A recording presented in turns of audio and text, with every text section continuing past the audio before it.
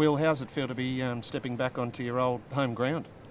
Oh, it's pretty special, really, to be back in Sydney, where my kids were born, and my mother and father-in-law just live down the road in Coogee, and the kids are staying there for the week. So no, it's very special to be back in Sydney for sure. It's a good memories playing here as well. You've had a lot of success here at this ground. Yeah, had a bit of success and loved playing for New South Wales. That was kind of the start of my professional career. I started at 30, getting picked for the Blues, and then played a few games for the Sixers as well along the way. And obviously the SCG was a wonderful place to do that, and very grateful for that opportunity. Did you ever think when you were playing for New South Wales that one day you'd be back here playing against Australia? No, not at all. I did look at the schedule 12 months ago after I made my test debut for the Black Caps, and I was pretty excited at the prospect, and was hoping to go on the tour. And yes, 2 days ago I got the call, and I was playing 2020 cricket for Auckland, and it's very sort of pinching myself a little bit that I'm here in front of the members talking to you guys. So yeah. How much of your experiences can you draw on from playing here and beating Australia this week? Of course I've got what I did for New South Wales, but I'll just draw on the group around me, the Black Caps, and their experience more than anything. And obviously I've played here before, so it's familiar surroundings. But it's Test cricket, so it's a different kettle of fish. It's going to be tough. So I'm looking forward to that challenge if I get the opportunity to play. A few selection permutations. You're expecting to play that? No, I wouldn't say I'm expecting. I'll just see how things unfold in 48 hours. And just the normal procedure for picking a test side, I suppose, is assessing the wicket and what the balance is going to look like. And I'm hopeful to play for sure, but I'll just take that as it comes. What's your assessment? Of the wicket, I haven't really read too much into it, to be honest. I looked at it for 2 seconds, but I'm not very good at reading pitches, so I need to talk to Nathan about that. But it'll be a good wicket for sure, and whatever the balance is, we'll find out in a couple of days' time. It might turn. Generally it'll turn, especially days 3, 4, 5 at the SCG. Usually a pretty good wicket the first couple of days, and deteriorates a bit if there's a bit of hot weather around. So we'll just see how that unfolds, I guess. Hard to make a transition from T20 cricket to Test match cricket. You wouldn't have had a lot of long spell bowling, would you? Not too many. I've kept up my bowling in the nets and that sort of thing in my preparation. The last couple of weeks I've actually been bowling sort of 20 over spells and things in between games. You can do that as an off spinner, I suppose. I've had a good bowl today with the red ball, and they'll be raring to go if given the opportunity. And batting?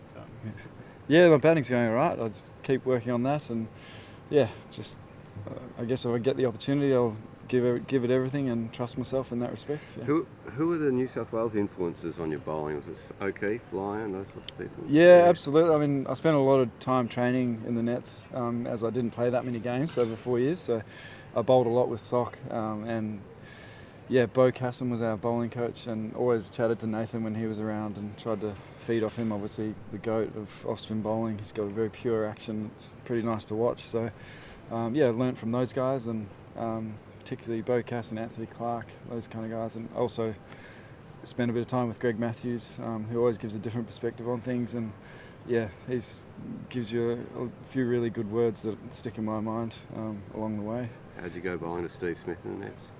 I mean, as well as anyone else, I suppose. It's obviously a challenge. So that's all I'll say. He's like a world-class player, so you just do your best, don't you?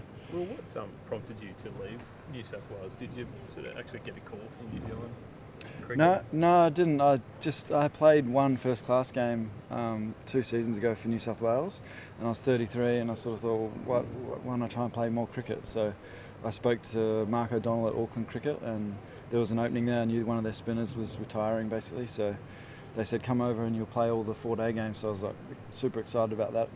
Get to play 10 games in a season, and it just evolved from there. I played 2 games for Auckland, then I was going to Abu Dhabi, so it all happened pretty quickly and faster than I expected. But yeah. Your record for one Shield season where you did play a few games was sort of as good as anyone in the competition, and you obviously had an awkward situation here where Lyon and O'Keefe were here. Did you think about maybe moving to another Australian state? Just discussed it a little bit with my family and things, and we just had my first boy Hugo was born in 2016, and I'd just become a cricketer, so it's an awesome lifestyle outside of the travel. You get a lot more time at home than my previous job, so like life balance stuff was, I wanted to be in Sydney with my family, and we had a daughter 2 years ago as well. She just turned 2, so those sorts of things like kept me at Sydney, and I was loving playing for New South Wales, and was always grateful for every opportunity to play the professional game, and I kept getting better, and sort of reached the point where I just want to play more cricket, and that's what kind of forced the move, I suppose. Yeah. Do you think it would have been realistic to play for Australia, as if in situations where they needed 2 spinners or something happened to Lyon? Was that sort of motivating you when you were playing here? It's not really no, I wouldn't say so. I was just trying to get better here for New South Wales and trying to contribute with them.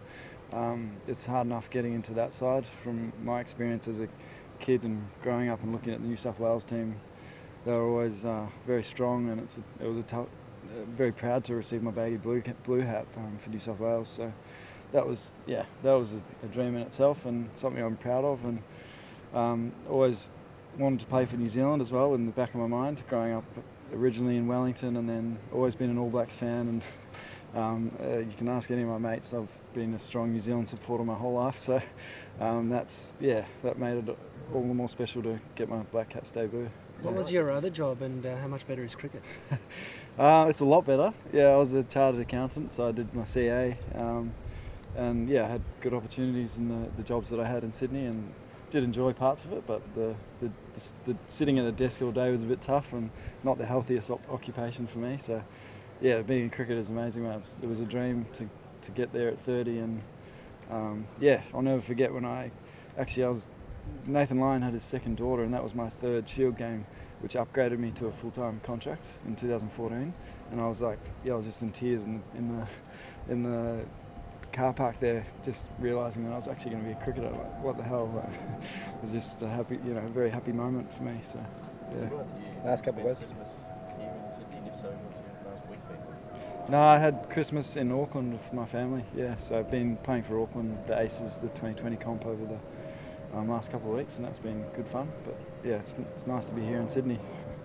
What advice are you going to give to your teammates about bowling here at the SCG? I think just the general rule is to hit the wicket hard if it's going to be a hard flat wicket. I don't have much advice to give to the guys that have played a lot more Test cricket than I have, so that's the first point, I suppose. I'll be going out trying to enjoy myself, that's for sure, and sort of sit back and realise where I am, and with a smile on my face if I get a chance to play, for sure. Well, just quickly, what's it like coming back here, seeing all the pictures on TV of the fires and things like that? How have you seen all that? Yeah, it's bloody horrible, man, to be honest. It's shocking. It's been going on for so long. Don't know much more to say, but there's talk about the smoke delaying this game, but who cares really? It doesn't mean anything compared to what people are going through trying to fight those fires. So, yeah.